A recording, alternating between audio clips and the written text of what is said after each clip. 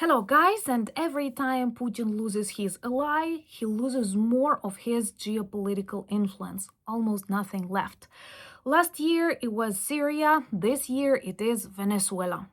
What's more important, the weakness of the Kremlin security guarantees were once again exposed, because for years the Kremlin supplied Venezuela with weapons, air defense systems, aircraft. They sent generals to train the army of Venezuela to protect Maduro and failed.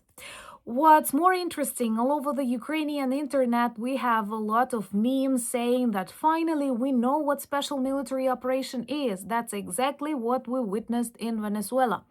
It lasted for a couple of hours and Maduro is now in the United States. And the Kremlin keeps naming their 4-year, actually 12-year-long war in Ukraine as the special military operation to cover up the failure of their special military operation, of their blitzkrieg. Because honestly, when this war is already longer than the Great Patriotic War, that's how they name the Second World War in the Soviet Union consciousness, well, that is another failure. There are a lot of discussions about the procedure, about the legitimacy of this operation in Venezuela, but every time we arrest, we lose an authoritarian leader, it is a victory for the free and democratic world, and it causes a lot of problems to Russia. Now we will discuss more of the consequences of the loss of Maduro for Putin, because this may lead to tremendous changes in the prices of oil, and it definitely exposes more of Russia's military weakness. My name is Anna, I'm from Ukraine, I'm in Ukraine, and if you want to see Putin in The Hague, subscribe and share these videos to spread the truth. Or they could share a cell with Maduro.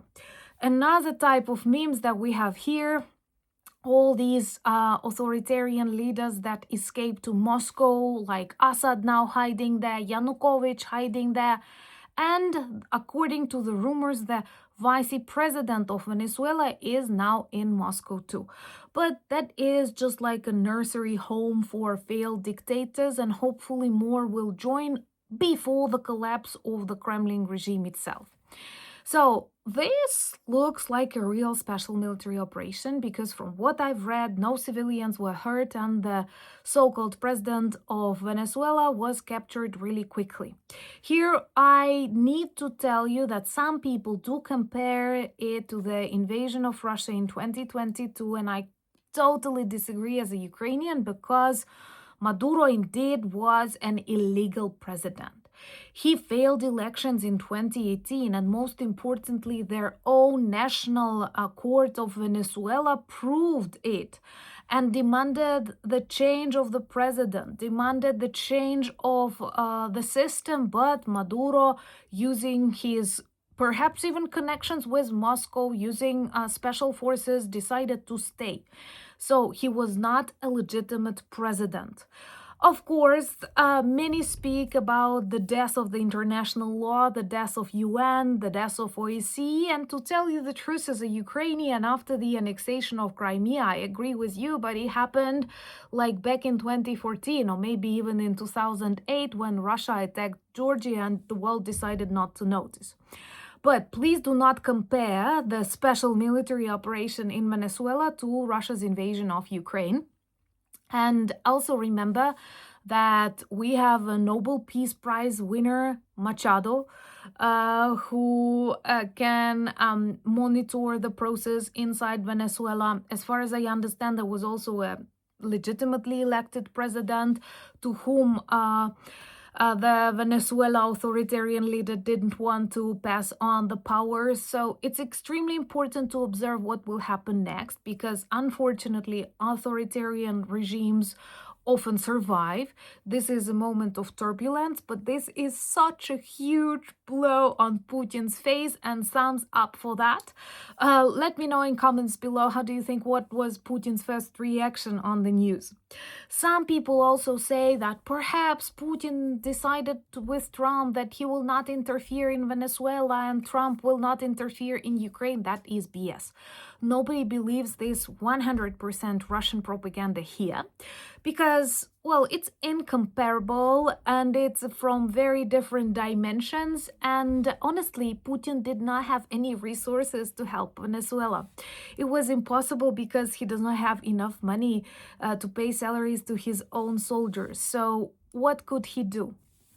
Also, after I watched this video of Maduro meeting with the delegation from China that was published on the Russian governmental webpage just hours before his US arrest, it demonstrates that Russia did everything to prevent this operation of the United States. And it also creates a lot of problems for China, which is good in this context because, as far as I understand, China was very dependent on Venezuela oil.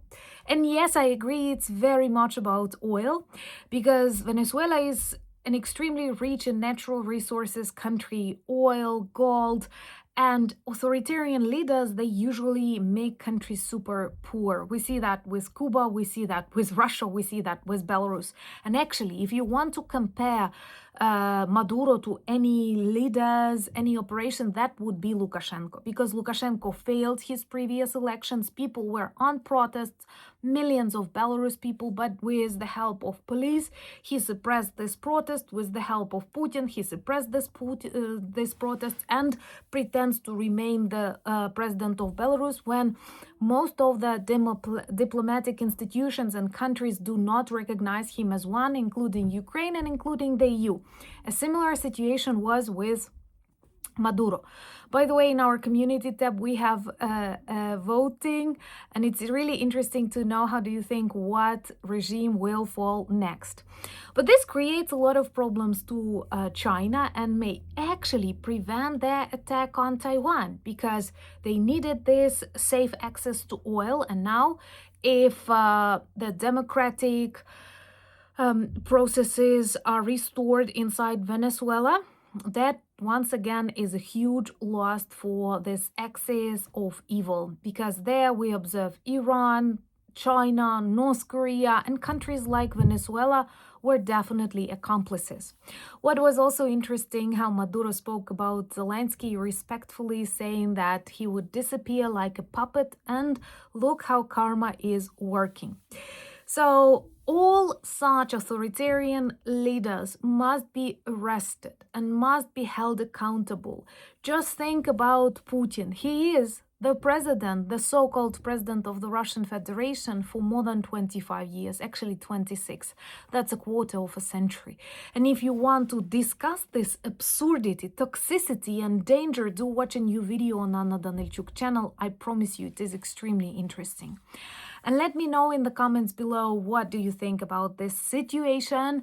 And most importantly, I do feel that 2026 is going to be filled with very different emotions and very different events that are totally unpredictable.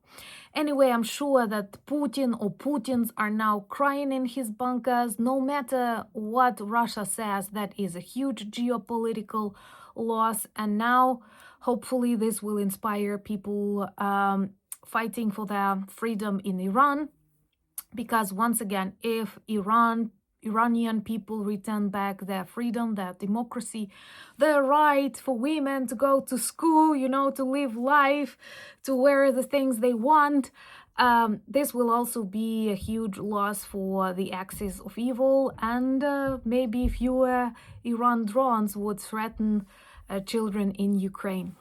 Thank you once again for your support. Remember to follow me on X, Instagram, Blue Sky, Threads, Discord. You will find the links in the description of this video, and check the merch shop. The link is also there. We have a huge discount of our calendars, and they bring luck and remind the world about the Ukrainian victories.